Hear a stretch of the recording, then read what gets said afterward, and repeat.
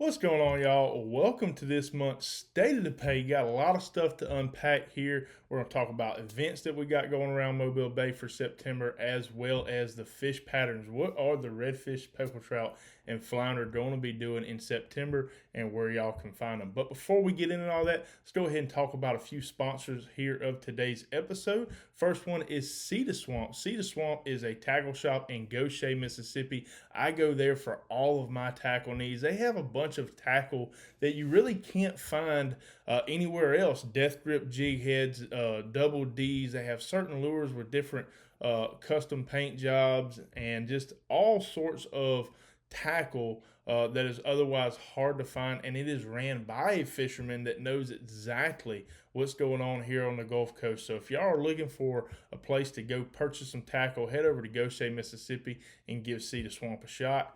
And as always, let them know we sent you.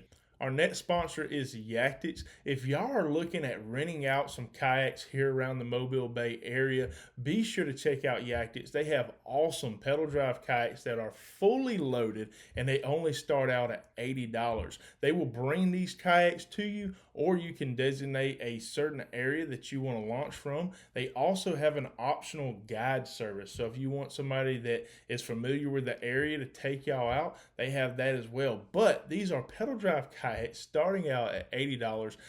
They come with rod and reels, nets, lures, everything you need. They're even rigged up with fish finders. So if y'all are looking at getting into kayak fishing or visiting the area and need to rent a kayak, be sure to check out the Yactics, and they will get you set up with an awesome kayak to spend the day out on the water. All right, so getting into the events that we got going on for this month, I only have two of them that are on my radar. The first one is going to be the Fall Shootout. That is going to be this weekend, September 3rd and 4th. I believe it's a $25 entry. They got inshore and offshore species. Looks like it's going to be a lot of fun. It is a 2-day tournament, so look forward to fishing that event. There is also going to be the Mbk Fa Flounder Tournament on the 17th of this month, and that is from 5 a.m. to 5 p.m. I'm not real sure on the entry fee. I think it's like $35, but it is going to be a 3 flounder creel. So go out there, do some flounder fishing, and that's always a fun event. They put it on last year. I plan on fishing that event this year. So if you want to get out and fish a flounder tournament, be sure to check out that event. All right, so getting into the bread and butter of why y'all are all tuning in here, and that is to see what are the fish going to be doing for the month of September. We're going to talk about speckled trout, flounder, and redfish.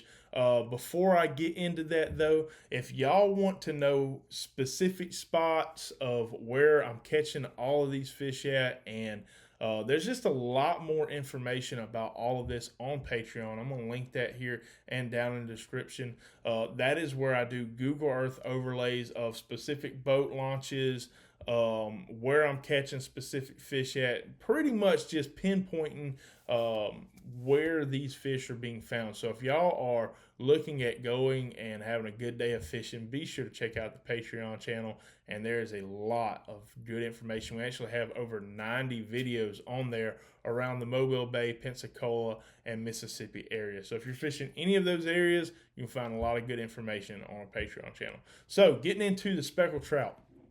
Getting into September, we're going to kind of keep an eye on our temperatures a little bit, right? Right now, water temperatures are still very, very high. They're in the 90s, and the speckled trout fishing has been really, really tough.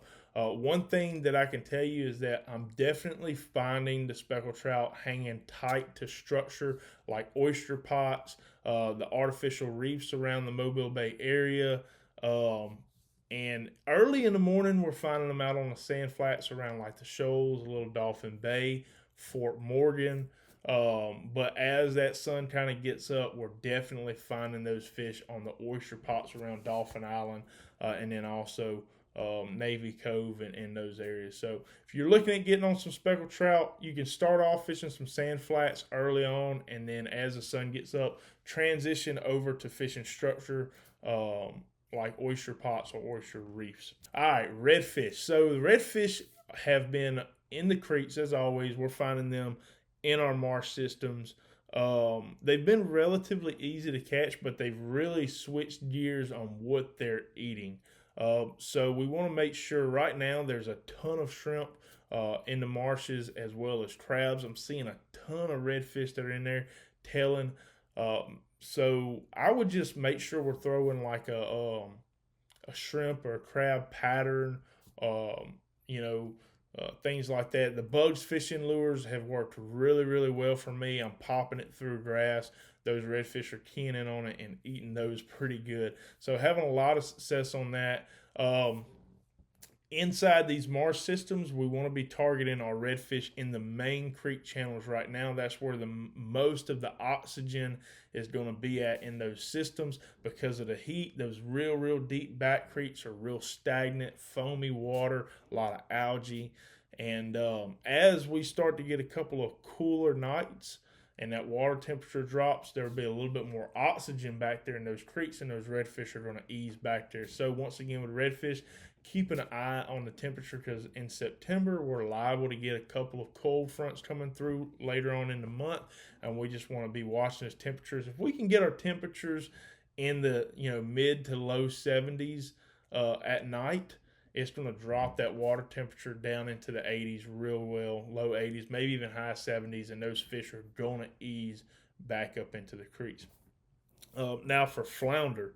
Oh, one more thing. So on the redfish, cool thing that happens in September is we get the bull red run.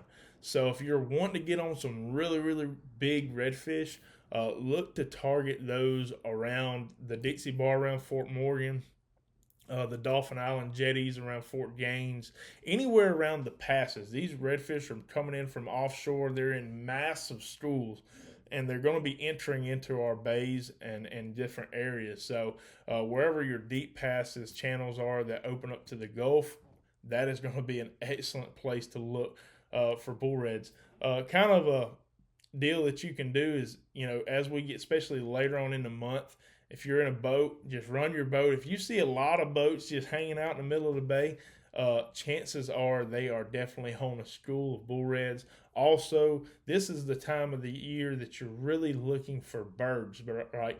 Those bull reds are moving through, they're pushing up a lot of bait, and bait's jumping out the water, and you get the seagulls that are coming down, diving down, trying to pick off that bait as it's coming up in the air. So keep an eye on the birds. Look for other boats that are on schools of fish, and then also if you're in your deeper areas, run a bottom finder. If you're getting a lot of big arches, probably be a good idea to go ahead and drop right there. So all right, so moving on to flounder. September and October are two of our best months for flounder. I'm finding flounder around rock jetties around Fort Morgan. The rock jetties on Dauphin Island are holding them right now. The airport rocks on Dauphin Island is a really good place right now for flounder. But also the marsh systems around Beulah Battery, Westfowl River, and those deeper creek channels, we're finding a lot of flounder in those areas. And really, there's only two lures that I'm using to catch those flounder. That's going to be the Flats jig by Bugs Fishing. Is an excellent jig. If there's a lot of oysters or rocks, you're getting around a lot of snags, that is an excellent lure to toss out there. It hardly ever gets snagged on anything, which makes it amazing for fishing in those areas. Other than that, we're throwing a long curl-tail grub. Gulp makes a good 4 and 5 inch grub. And then Fish Bites also has their Dirty Boxer, I believe is a 5 inch bait, and it has a long curly tail. It's amazing for catching flounder. So those are two good lures. Once again, if y'all are looking for in-depth information on these areas to really narrow it down and know where to go, be sure to check out our Patreon. Like I said, that'll be down in the description. That is an enormous amount of information around our bay systems, and I'm sure it will help y'all get out there and catch some fish. But yeah, that's this month's State of the Bay. I hope this information was helpful. If it was, like, share, comment, and subscribe. We'll see y'all next time.